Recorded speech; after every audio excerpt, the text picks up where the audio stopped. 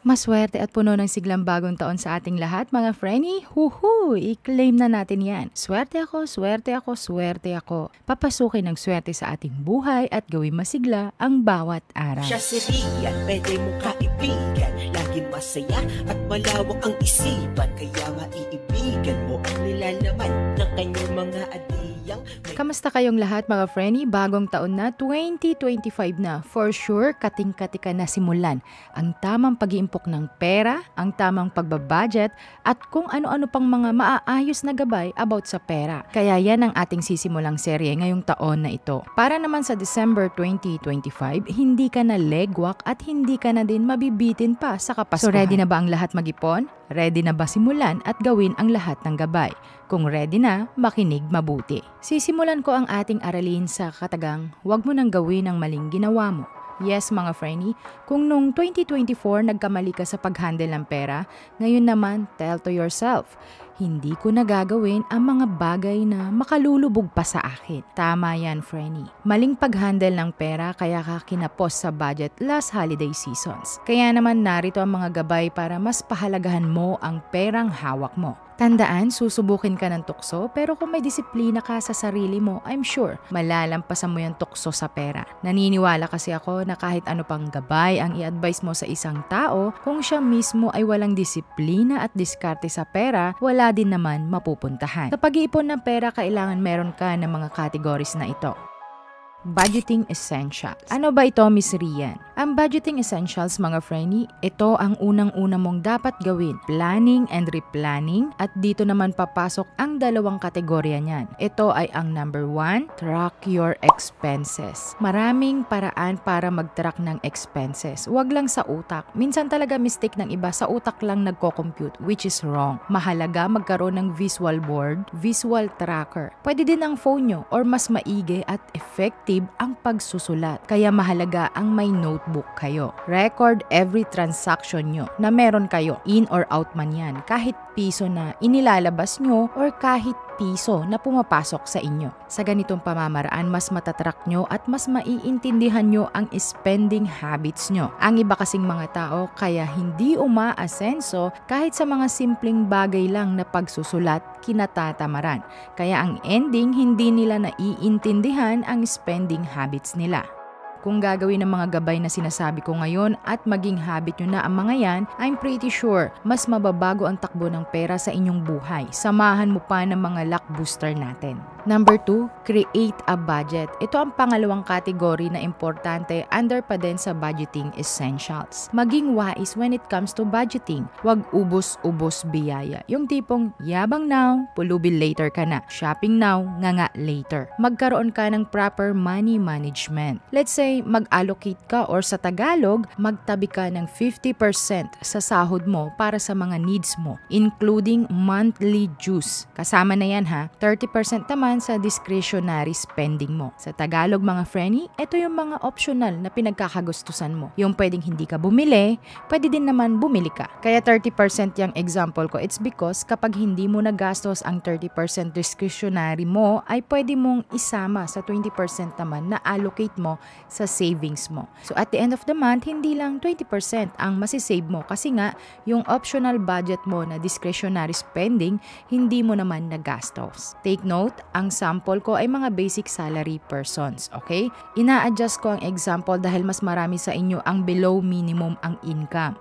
So dahil nga nagkaroon ka na ng budgeting essentials, need mo naman ang saving strategies. Ito ang pangalawang category, mga frenny, sa maayos na pag-handle nyo ng pera nyo. Ano nga ba ang savings strategy? Dahil nga kanina nakapag-budget ka na at nag-allocate ka ng almost 20% ng income mo plus 30% if ever hindi mo nagastos ang discretionary spending or funds mo, dito papasok ang pag-iimpok mo. May tatlong kategorya yan under these saving strategies. Number 1, automatic savings. Applicable ito sa mga nasa ATM ang sahod. May mga settings sa online banking, even sa GCash or any online banking or digital wallet na mag-automatic deduction para mapunta sa savings. Sa ganitong pamamaraan, hindi mo na kailangang isipin pa kung may naitabi ka ba dahil mag-automatic na siya na magta-transfer sa savings account mo. Parang Paymaya, ganon. Number 2, cut unnecessary expenses. Under this category pa din na savings strategies, kailangan ito ang mag-cut down ng mga gastusin kung hindi naman kailangan. Lagi yan, basic yan. Kaya nga meron tayong discretionary funds kanina under budgeting essentials para lahat ng hindi mo nagagastos or hindi mo nagastos mapupunta sa savings mo. Identify and eliminate unnecessary expenses including subscriptions or habits mo. Kung minsan kasi akala natin ang simpleng pagkape-kape sa Starbucks walang impact sa kaperahan natin. Again, ang tinutukoy ko dito ay ang mga minimum earners. Not included kung anak ka sa mayaman.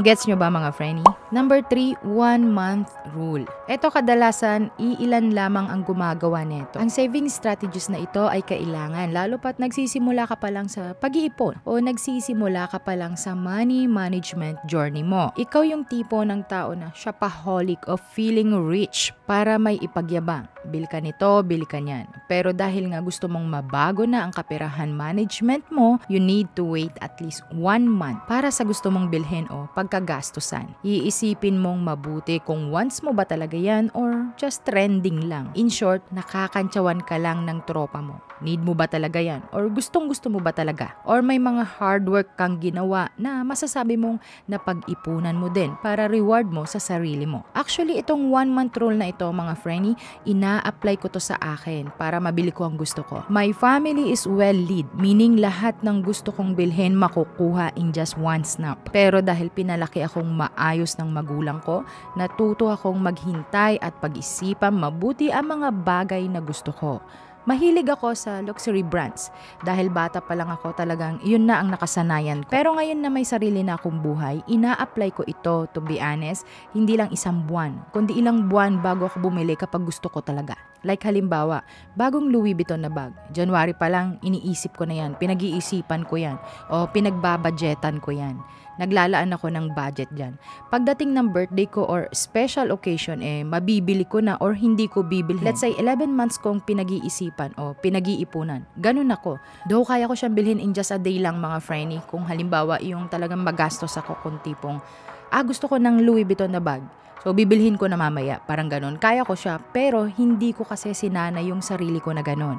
Even sa pagtatravel abroad man, local, ganun din dapat.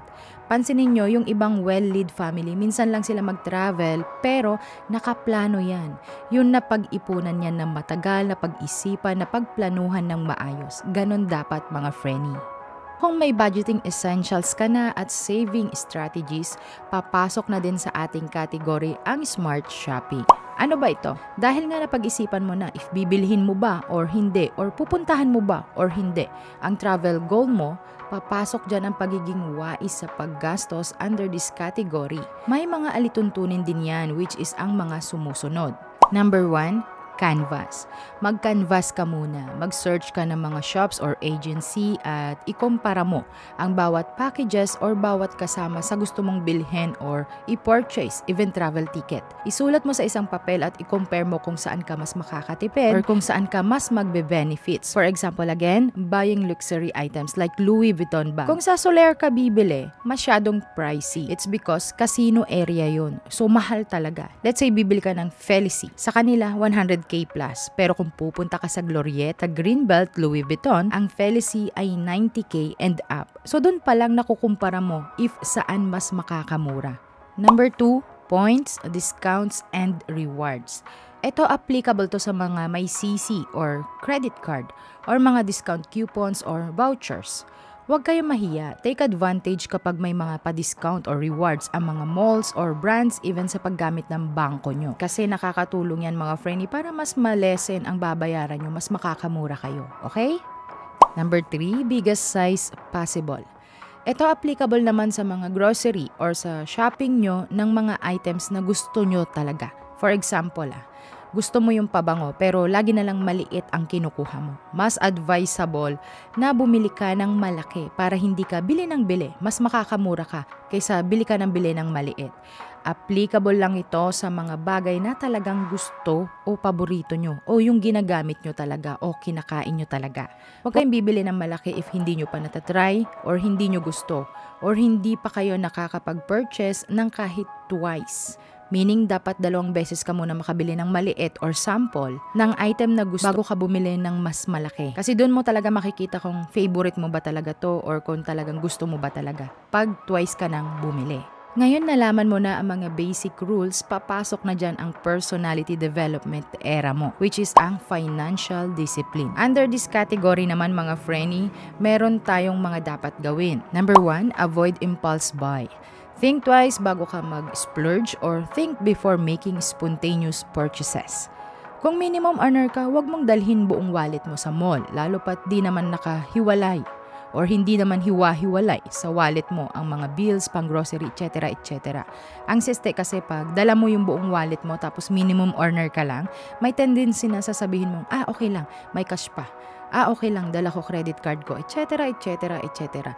na magre-resulta ng pagbili mo ng biglaan. Number 2, pay with cash. Yes, makakatulong ito mga Frenny para mas malesen ang pag-purchase nyo ng malaki. Kaysa swipe ka ng swipe, hindi mo na alam, hindi mo na namamalayan, diba? Makokontrol mo ang overspending mo. To be honest mga Frenny, ganito din ang way of payment ko kung tutusin. Cash. Well, unless kung online ako bumibili, syempre kailangan yan ng mga CC or mga cards, ganyan. For example, mga Frenny, bibili ako ng 150k or bumili ako ng 200 plus na bag or na item. Kinakash ko yan. I never pay using card sa lahat ng transaction ko. Even sa pagbili ng sasakyan, cash. Kasi kung magkano lang ang cash mo na dinala mo, na bit-bit mo, yun lang ang pwede mong gastusin.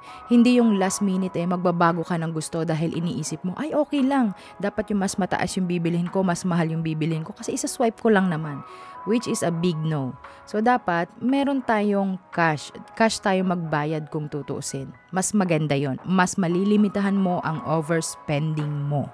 Number 3, bumili ng bagay na worth the money mo. Yung magagamit mo talaga. Minsan kasi may mga taong bumibili ng isang bagay, imbes na magamit nila, natatambak na, or imbes gamitin ng maayos, iba ang nagiging purpose sa paggamit. For example, bumili ka ng worth na 250k bag, tapos ang siste, ilalagay mo lang sa kung saan. Worst thing is, hindi mo alam alagaan kung ano-ano yung mga pinaglalagay mo, which is wrong. Yung value ng pag-purchase mo nawala na. Yung essence ng bag nawala na. In short, spending habit mo ay mali. Number 4, save on groceries. Once na nag-grocery ka, Frenny, dapat included doon ang 1 week meals mo. Plan your meals, ika nga. Magluto ka sa bahay kaysa kakain ka ng kakain sa labas. Mas makakatipid ka talaga. Isang meal mo, pag may natira, pwede pa, etc. etc. Hindi ka makakagastos ng mas mahal pa kaysa sa kain kayo ng kain sa labas araw-araw, di ba? Try mo din yung mga bonus pack nila, mas makakatipid ka lalo pat minimum earner ka lang at nagsisimula ka palang umangat sa buhay o mag-save ng pera mo. Tsaka ka na mag-upgrade, Frenny, kapag alam mong okay ka na sa budget mo at walang masama doon, okay? Maraming paraan, maraming tips and tricks to save money. Even ang simpleng ipon challenge. 52 weeks ipon challenge, kahit mga barya lang sabi ko sa dahil ang papiso-piso mo pag lumaki yan ay mahalaga na din yan. Sana sa aralin nating ipon serya na ito ay naiintindihan nyo at naintindihan nyo ang tamang pag-handle ng pera nyo. Respect your money mga Frenny kasi pinaghirapan mo yan. Anak ka man sa mayaman o hindi, basta pera ang usapan, kailangan maging wais ka.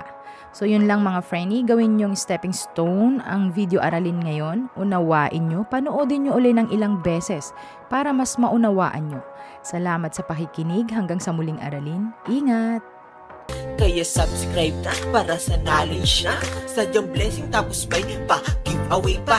Pakiclick na lang ng bell para agad din malalaman mo kung paano kaganda ang iyong kapalaran.